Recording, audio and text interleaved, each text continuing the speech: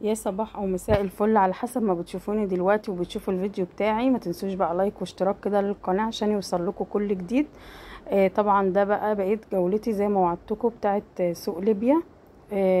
طبعا بقى احنا كنا لسه ما اشتريناش بقى اللانش بوكس والازايز وهوريكم بقية الحاجات اللي احنا جبناها، وهوريكم حاجات كتير جدا جميلة جدا هتعجبكم ان شاء الله.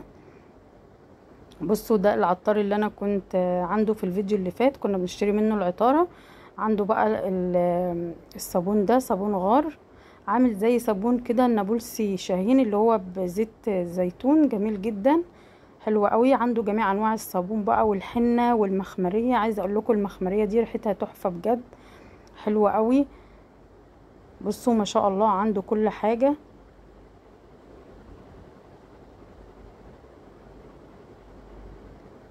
كل حاجة هتلاقوها موجودة عنده زي ما قلت لكم. دي عطارة عبد الرحمن. وسبت لكم رقم التليفون في الفيديو اللي فات.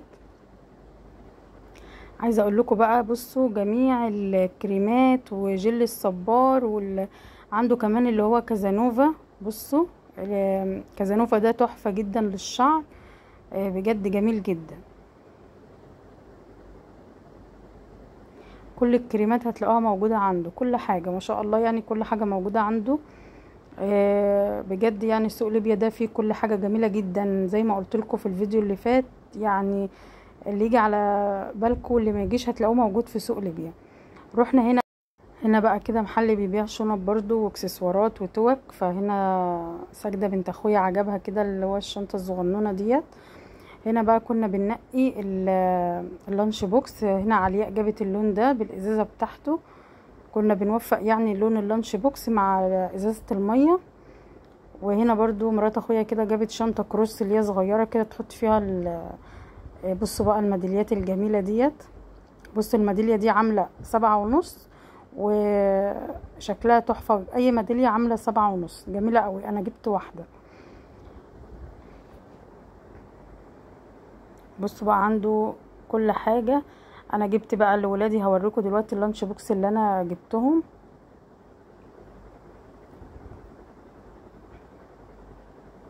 بصوا ديت بتاعت ابراهيم، جبت له اللانش بوكس ده والازازة ديت. الاتنين لون واحد شكل بعض. اللانش بوكس يعني يعني هو كان مش عارفة، كان بيقول لنا ب75، جبناه ب65.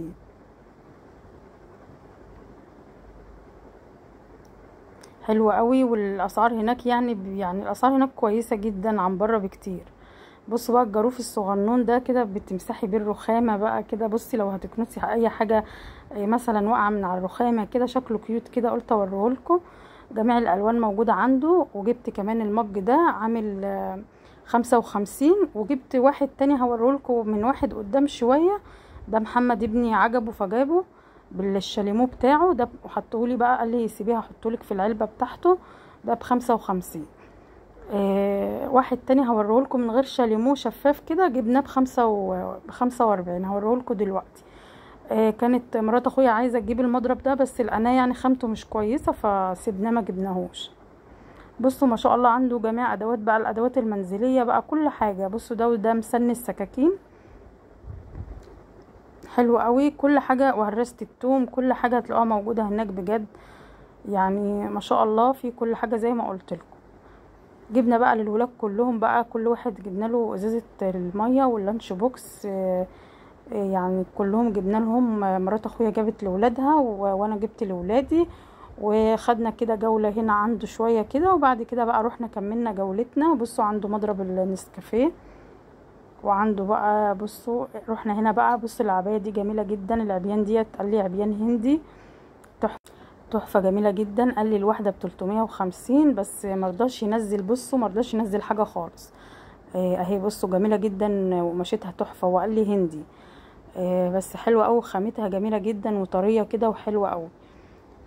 جبنا بقى برضو من عنده. ماما جابت لولاد اخويا اطقم داخليه وكده، وجابت لساجده بلوزه، وجبنا شويه حاجات من عنده برضو.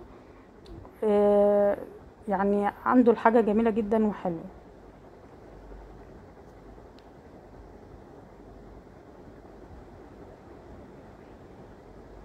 ده بقى واحد عطار تاني. انت طول ما انت ماشيه في سوق ليبيا بتلاقي كذا واحد بيبيع عطاره.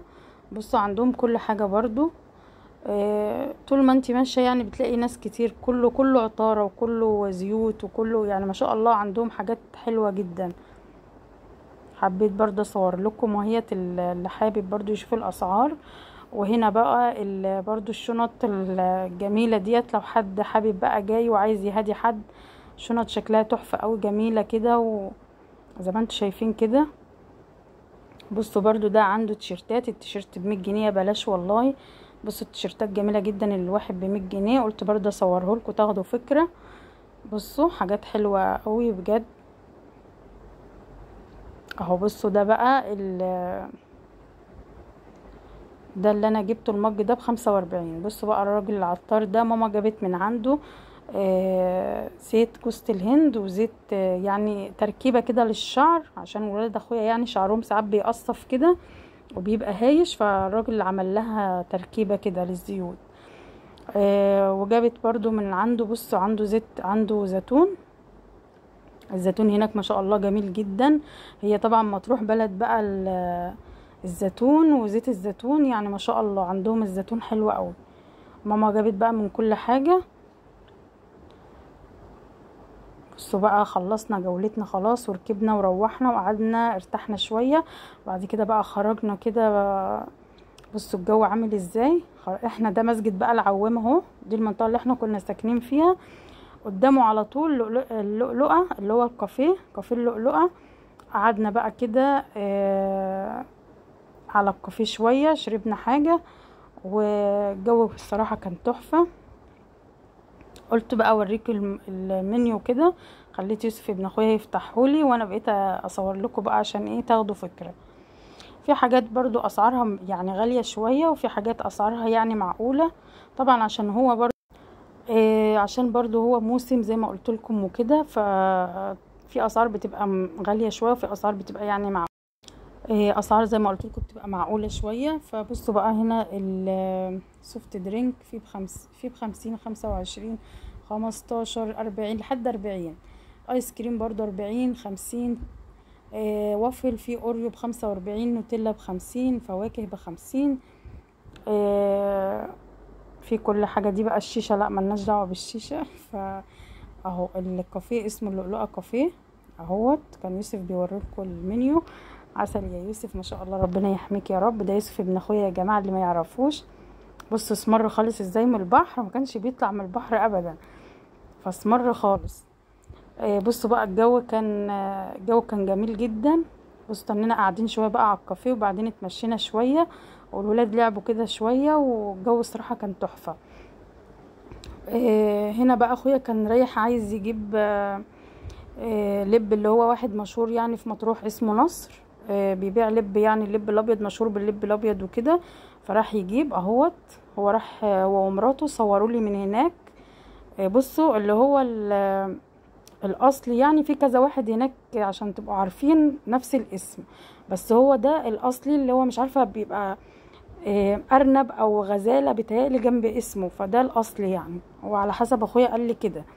بصوا هنا مرات اخويا يعني وقفت فوق ال4 ساعات على ما جابت يعني جابوا اللب وكده. والله بجد قعدوا 4 ساعات زحمه جدا. بصوا شايفين الناس زحمه قوي. وهو يعني مشهور اللب بتاعه، يعني هو جاب لب بقى لينا وجاب لاصحابه وكده، هياخدهم معاه وهو مسافر. فوقف جاب بقى كميه كبيره يعني وكده معاه. بس في الوقت ده بقى احنا كده خلاص كان اخويا جاب اللب بقى، رحنا غيرنا وارتحنا شويه ونزلنا بقى بالليل عشان ده كان اخر يوم لينا في مرسى مطروح. فكنا بنودع بقى مرسى مطروح، فروحنا بقى خرجنا الولاد وكده. رحنا بقى عند كشري هند كده لقيناه موجود في شارع اسكندريه، اكلناهم بقى كريب وبيتزا وكده. وخلاص بقى كان يوم جميل جدا والله، وكان مصيف كان حلو قوي. وان شاء الله باذن الله يتكرر يا رب كده. بجد بجد يعني ناس اهل مطروح ناس قمه الذوق والاخلاق، ناس محترمه جدا، والبلد جميله جدا ومصيف كان جميل جدا. وان شاء الله باذن الله يتكرر تاني يا رب كده. يكون الفيديو عجبكم ويكون عند حسن ظنكم. ما تنسوش بقى لايك واشتراك للقناه. بجد كان مصيف جميل جدا وكلنا انبسطنا والولاد انبسطوا. ان شاء الله باذن الله يتكرر. باي باي بقى مطروح، مع السلامه. اشوف وشكم بخير ان شاء الله.